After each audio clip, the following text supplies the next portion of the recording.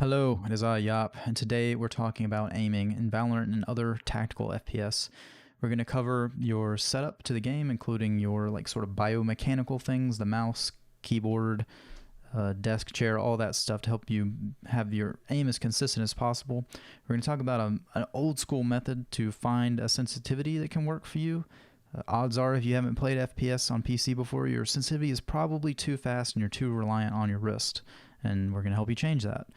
And then lastly, we're going to go into some more Valorant specific things. Controlling the really kind of strange recoil is so different from other games like Call of Duty or Halo or whatever, and help you get more used to using especially the rifles and SMGs in the game. We'll also be going over a drill that you can use to help your bursting and counter strafing. Alright guys, on screen I'm going to show how we can get to the in-game firing range, just in case you've never been there before.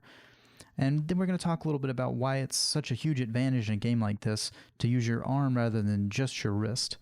It allows for you to slow down your sensitivity and be more precise in a way that wrist aiming just doesn't. You can see how limited my range of motion is here. It's very hard to spin fast and be precise like that.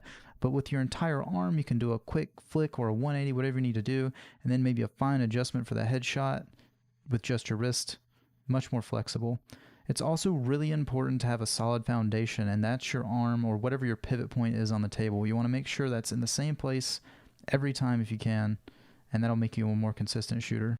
Here we are in the range where we're going to find our aim sensitivity.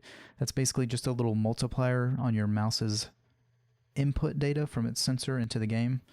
You can actually change it in-game with these little buttons, but it's kind of useless. In order to find our aim sensitivity value, we press escape, go to the general tab up at the top, and then you'll find it right here. This is the value that we're going to be editing as we do this little mouse sensitivity finding exercise. Start off by putting your mouse on the edge of your mouse pad and adjusting your sensitivity so that one full swipe, edge to edge, is about 360 degrees in game. Here it is, the secret technique. Begin by shooting a bullet hole at the wall, and then you want to track that hole as close as you can. Keep that crosshair directly on it and make sure you pivot around at different distances. You'll be able to tell whether you're too fast or too slow by how jittery your aim is. If you have to pick up your mouse in order to track, you want to make sure you try it at different distances to make sure that you're good at every range. And just keep doing this and adjusting your sensitivity up or down, beginning from that 360 full mouse pad starting point until you feel a little more comfortable. You can make it harder by aiming up. This will make you have to adjust on both axes at the same time. Here's an example of what this drill might look like if your sensitivity is way too high. You can see my tracking is all over the place compared to before. I'm jittering like crazy. If this is your experience, you're going to have to turn your sensitivity down a little bit. And this might be awkward if you're used to wrist aiming, but if you stick with it for a little while, it will pay off, trust me. Here's an example of what the drill might look like if your sensitivity is too slow. From a distance, it might actually look like my tracking's pretty good, but you can tell that especially when I get closer to the target, I tend to lag behind it, and that's because I have to pick up my mouse in order to stay on target. This is why it's so important to do this drill at multiple different ranges, because you can see from far away it actually looks pretty good, but that can be very deceiving because while Valorant's a pretty slow-paced game, there are going to be times where you need to snap on somebody. Let's talk a little bit about how the recoil in this game works now. I'm firing the Vandal, full auto, and you can see how the recoil pattern works. It goes straight up, side to side. What we're really interested in is that straight up part because that's the easiest to control. And you can see me doing that here. What you want to do is fire a burst, and then as the gun kicks up, pull down to compensate. It's actually a bit of a jerk. The first 2 or 3 shots are pretty dead on, and then they go up pretty quickly. There's really no way to get better at this than to practice just like I'm doing right here. Now you can see here that I'm only doing bursts of about 5 or 6 shots. That's because I don't really think it's time efficient for a new player or even an intermediate player like myself to practice those full magazine sprays. They just aren't very common. What I prefer are what I'm doing here, 1 or 2 shot bursts. You can see a huge difference in accuracy between moving and standing still. You can see here that I'm going all over the place, and when I stop to shoot and let my crosshairs shrink, pinpoint accuracy. Super important to come to a stop before a shot in this game with rifles. In order to come to a stop and be ready to shoot as fast as possible, we're going to do what's called a counter strafe. If you're strafing to the left and you need to stop, release A and tap D really quick, and you'll be able to shoot more accurately. You can see you can even spam it like this in order to make yourself more difficult to hit. And you can see just how fast you can refire compared to running around randomly. Now I'd like to talk a little bit about some miscellaneous things that didn't quite fit into the rest of the video. Starting off with chair height. It's part of your overall setup. Chairs aren't really a big deal. I know that the whole gaming chair craze is really taken on, but all you really need is a chair that can adjust height. That way you can make sure that the way your arm and hand are set up on the mouse is the same every time.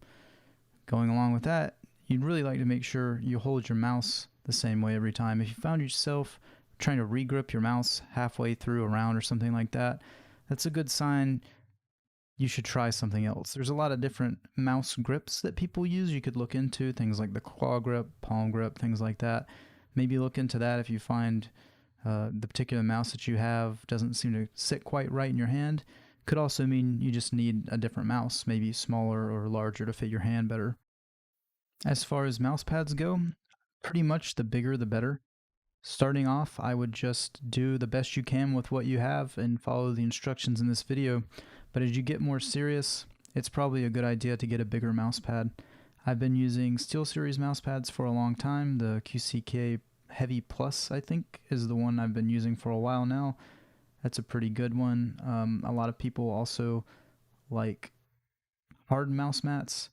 Typically for a game of this pace, you'd probably want one that's a little rougher rather than something really smooth, but that's totally personal preference and up to you. I would also recommend getting a decent mouse at some point, sooner rather than later. And as far as brands or particular mice go, it's kind of hard to go wrong these days. Mice have really come a long way in the last 5 or 10 years. It used to be that even a gaming branded mouse might have tons of sensor issues like drift or lift-off problems, but these days most mice are pretty good. I will link a YouTube channel down in the description that I would recommend for mouse reviews. Right now I'm using a Razer Viper. In the past I've used SteelSeries mice, the Death Adder for a long time, and I also really like Zowie mice. Crosshair is something I hear people talking about a lot, but the fact is that it's just totally personal preference. The only recommendations I can make are that you probably shouldn't fiddle with it too much. It really doesn't matter. You want to have something that helps you line up your shots. That's really all it is. You use it more for crosshair placement than for actually clicking on people's heads if you think about the time you spend playing the game. That's why I prefer something that actually has a crosshair rather than just a dot or something, because I find it helps me line up on walls and make sure that I'm keeping my crosshair at the height that I want to have it at. When it comes to implementing all this advice from the video into your gameplay, it's actually a little difficult with Valorant because there's no bots, there's no death matching. The only way to get better is to just play a ton of games and try and get into fights. And that's actually a really inefficient way to get better. One option you do have is to play another similar game, and really the obvious choice in this case is CSGO. Now the cool thing about CSGO is that because this game is practically a copy-paste of it, is that the guns, especially the M4 and the AK, work extremely similarly to the rifles in this game. CSGO is also free to play, which means anybody can download it and jump into a deathmatch server where you can just kill people super fast. You don't have to wait for a respawn every round, and you can practice counter-strafing, you can practice movement, you can practice shooting, even bursting. All of these things are super similar in CSGO.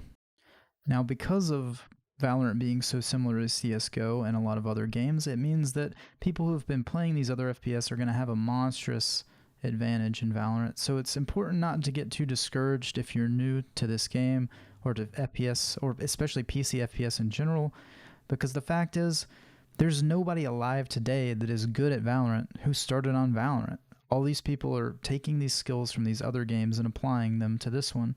So don't get discouraged if you're having a tough time. Stick it out and you definitely will improve. The most important thing is making sure that the time you spend playing the game is directed and meaningful. Just running around isn't going to do anything. The best thing you can do is to pick one thing to work on every game. And hopefully this series of videos will give you some ideas for what you can improve on. Thanks a lot for listening, guys, and I'll see you next time. Be sure to let me know if you have any questions. And even if you don't want to like, comment, and subscribe, please just tell a friend who wants to get better at Valorant about this video if you think it helped you at all.